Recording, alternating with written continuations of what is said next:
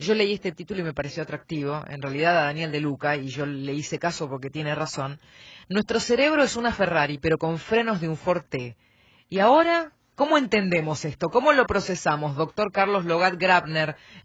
Neuropsicoeducador. Qué interesante lo suyo. ¿Cómo le va? ¿Qué tal? ¿Cómo andás? Muy bien. ¿Cómo Bueno, hacemos es para que una la Ferrari tenga metáfora. frenos de Ferrari?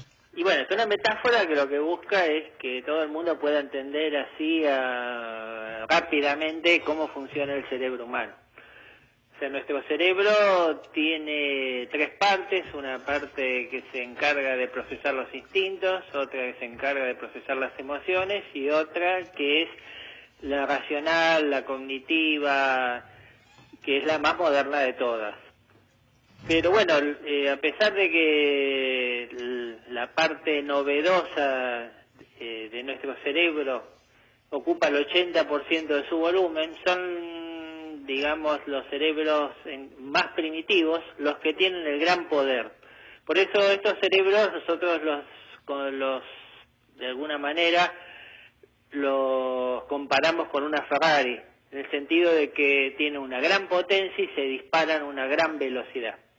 ¿Y por qué un Ford T? Y bueno, porque el cerebro humano, que es el que tendría que frenar a la Ferrari, no tiene unos frenos adecuados para frenarla. Por eso es muy frecuente que entonces los instintos y las emociones se nos desborden y nos causan todos los problemas que conocemos en la vida personal y de otras personas, ¿no? ¿Sabe qué, doctora?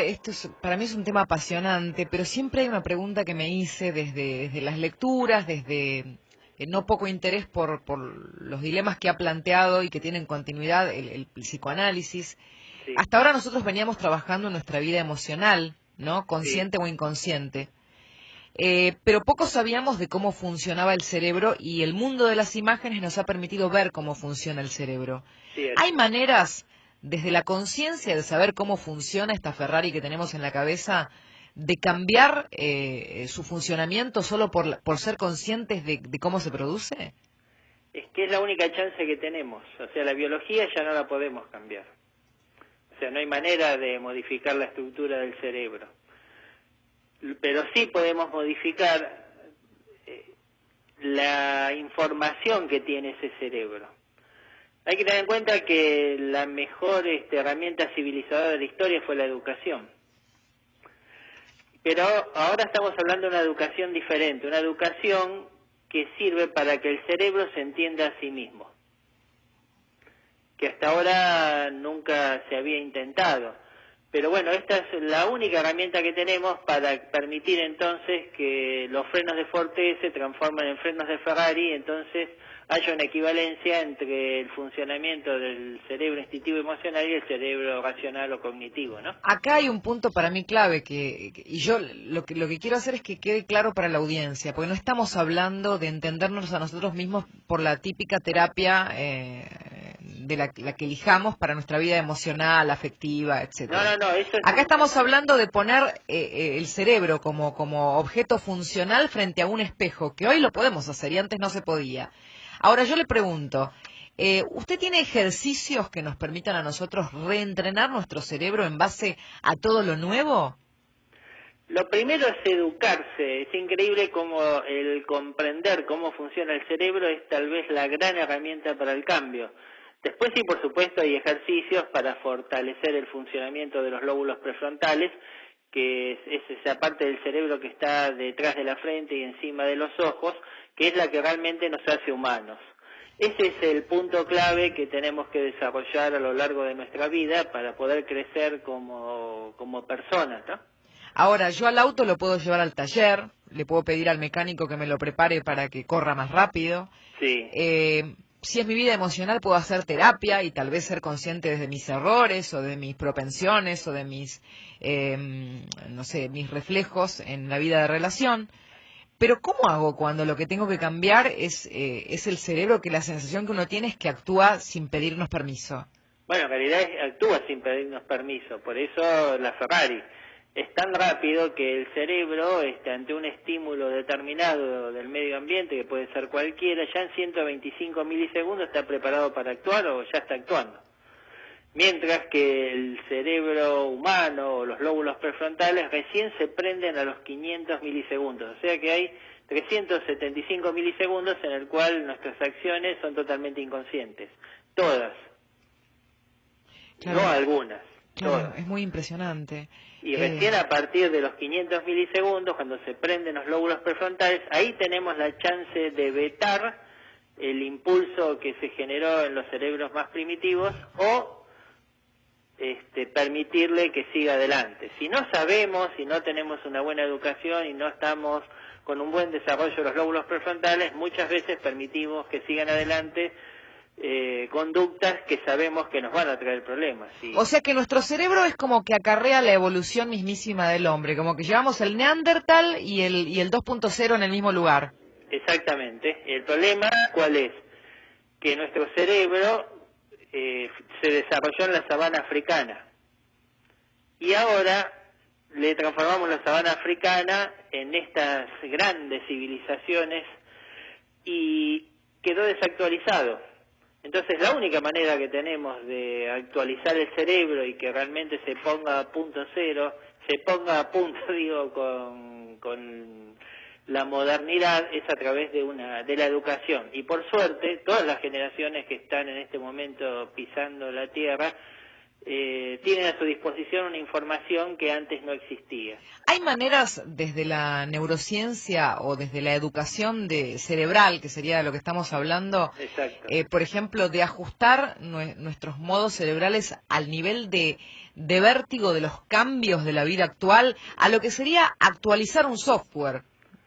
Sí, igual no convendría actualizarlo al vértigo. En realidad este vértigo lo producen los cerebros primitivos. O sea, el mundo se ha creado por los cerebros primitivos. Por eso es tan irracional en el sentido de que, bueno, hay gente que muere de hambre en el mundo y sin embargo producimos comida para 11.000 millones de personas.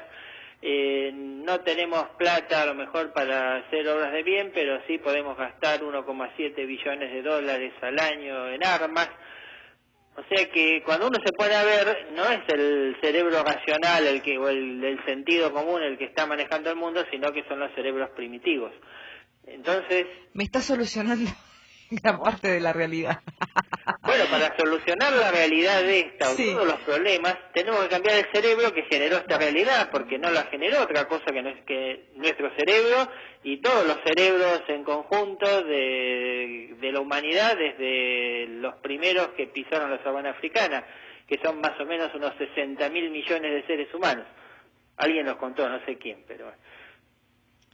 doctor, la verdad apasionante. Sí, no, es un tema que, bueno, a mí me apasiona, qué sé yo, no... No, yo me declaro fan de la neurociencia y de los umbrales que está transitando. Siempre me pregunté, por ejemplo, a nivel cerebral, ¿no? Si una vez lo escribió Mario Bunge, que se había llegado a comprobar, por ejemplo, que la libertad era innata y que se había comprobado cerebralmente. Y a mí se me prendieron todas las luces de pensar esto, ¿no? Y no es tan innata. Ajá. En realidad hay que desarrollarla.